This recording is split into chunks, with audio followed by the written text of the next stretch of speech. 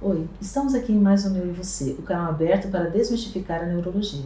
E hoje eu tenho o prazer de ter aqui conosco o Dr. Fernando Moreira Freitas da Silva. O Dr. Fernando é juiz de direito do TJMS, doutor em direito pela USP, professor de direito da criança e do adolescente. Muito obrigada por ter vindo. Sua presença aqui é especial porque, como a gente estava conversando aqui antes de começar, muitas vezes nós médicos que trabalhamos com crianças, especiais ou não, a gente se depara com questões familiares importantes. E a família até vem até a gente como médico para pedir uma opinião, não é da nossa alçada, né? Então, ainda bem que você está aqui, vai poder falar sobre uma questão importante. O doutor Fernando veio para falar para nós sobre alienação parental. Obrigada por ter vindo. É um prazer estar aqui no seu canal, muita satisfação. Obrigada. Qual o conceito legal de alienação parental? Alienação parental é todo o ato de interferência psicológica na formação da criança, em que consiste em um dos pais ou terceiros trabalharem para que essa criança ela repudie um dos outros do casal, ou que não consiga manter laços de afetividade ou de afinidade com eles. Então todo esse trabalho, toda essa investida contra uma criança é considerado ato de alienação parental.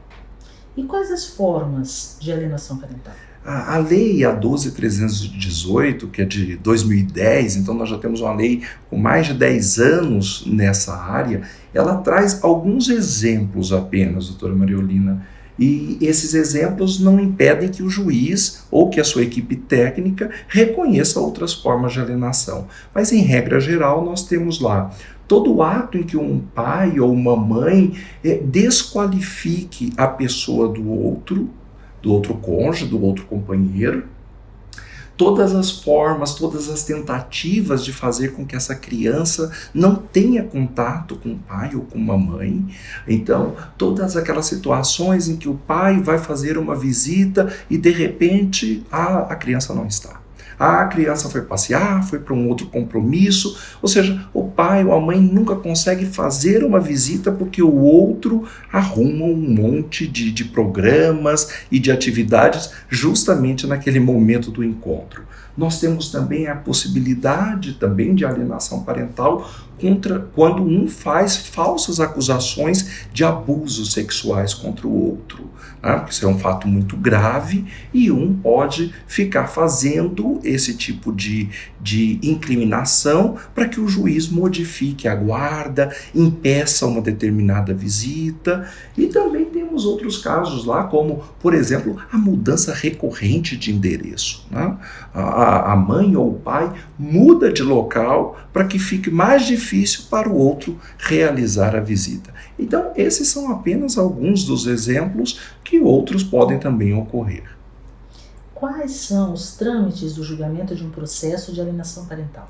Chegando a informação para o juiz no curso de qualquer processo, pode ser um processo de divórcio, um processo de guarda, de alimentos, se houver informação para um juiz que há atos de alienação parental, ou indícios dessa alienação parental, o juiz vai determinar imediatamente a célere de tramitação daquele processo, em caráter então de urgência. Ele vai nomear uma equipe técnica. Essa equipe técnica é multidisciplinar, então vai envolver assistente social, psicólogo, pode acrescentar médicos e outros nessa equipe para analisar aquele caso concreto e emitir um parecer. Curiosamente, esse tipo de análise ela requer muito cuidado. Nós temos uma lei hoje que se preocupa muito com depoimento especial de criança e adolescente para que não haja revitimização. Então se evita essas sucessivas oitivas da criança. Mas nesse caso de alienação parental, que é muito delicado, é um tipo o caso que essa criança vai precisar ser ouvida mais de uma vez, porque nós vamos querer buscar elementos daquele abuso e esses elementos têm que ser certeiros. né? Porque o juiz não pode impedir a convivência familiar, tanto de um pai quanto de uma mãe. Então, a partir de feito esse estudo, analisado esse caso, o juiz emite uma decisão, né? Se modifica, o que ele vai tomar de medidas a partir daquilo ali. E quais são as sanções que podem ser aplicadas pelo juiz ao alienador? São muitas. Além da responsabilidade civil, por exemplo, condenar por danos materiais e danos morais, por exemplo, é um caso concreto. O juiz também pode condenar criminalmente aquele alienador, porque isso é um ato de violência, então está praticando uma violência contra a criança ao alienar. E também poderá modificar a guarda, suspender os direitos de visita, poderá alterar o tempo de visita, pode colocar mais para aquele pai que não aliena ou para aquela mãe que não aliena e reduzir do outro, pode colocar essa guarda essas visitas de forma vigiada, isso é uma estratégia importante. E se não conseguir, na pior das hipóteses, pode colocar multa, é uma forma também, né? Pare de alienar, pare de fazer isso, sob pena de multa diária de tantos mil-reais. Se de tudo isso não funcionar, o juiz pode até suspender o poder familiar, ou seja, tirar a autoridade parental de um pai ou de uma mãe em relação a um filho. Aí ele vai perder o direito de visitar essa criança. E vai perder, porque ele não vai ter mais um vínculo, esse vínculo está suspenso. Então, é uma medida extrema, mas pode ocorrer na prática. Eu não sabia, mas eu descobri que há um projeto de lei em trâmite para revogar a lei de alienação parental. Qual a sua opinião sobre isso? Os projetos são muito interessantes em toda essa discussão, Mariolina. Ele traz desde a revogação, como você disse, algumas modificações apenas na lei.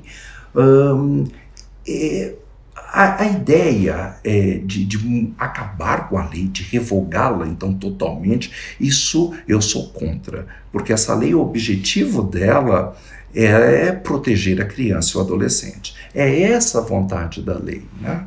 Então, quando um pai ou uma mãe utiliza desse instrumento, que é um instrumento de proteção, para violar essa legislação e para agredir a criança e agredir o outro, nós temos que combater isso. É essa postura incorreta, né? É essa postura de violência de um deles, mas jamais revogar a lei.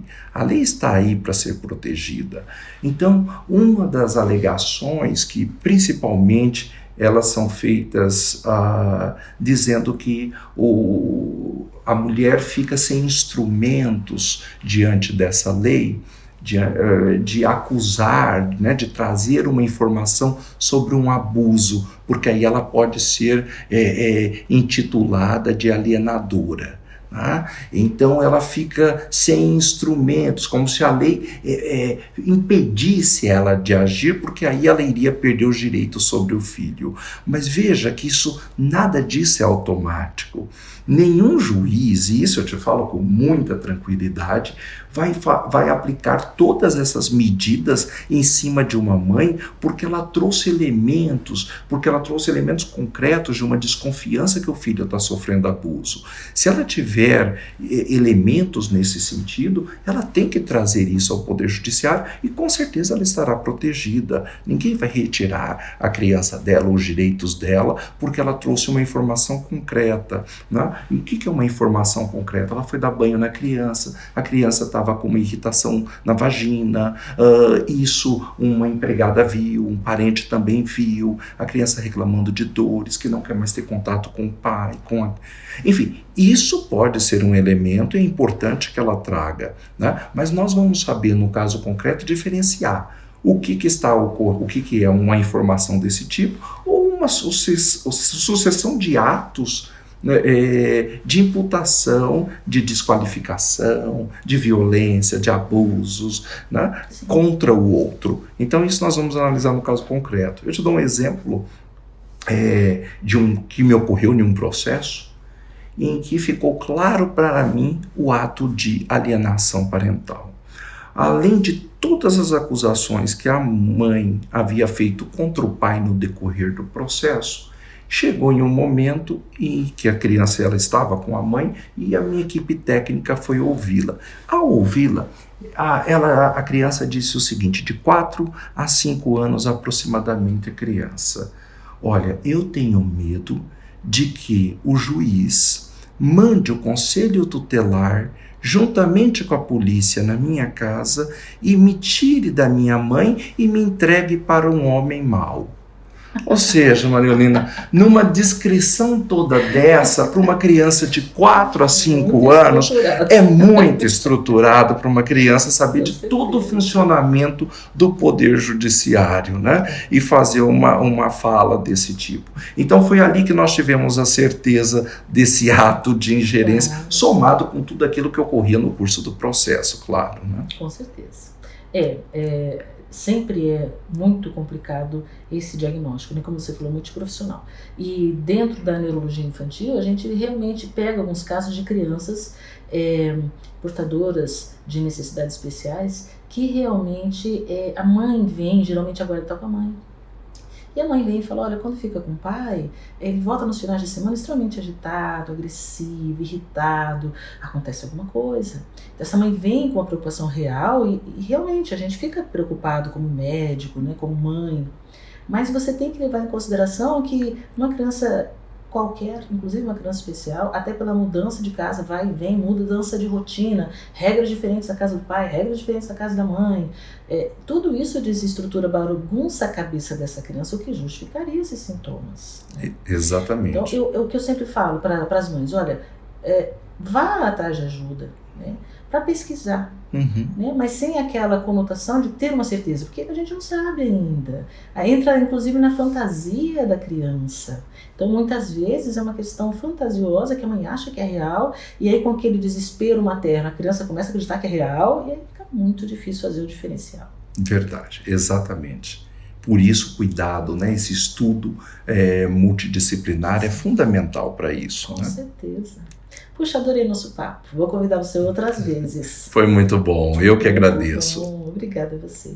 E a você que nos acompanha, qualquer dúvida, sugestão, entre em contato. Obrigada.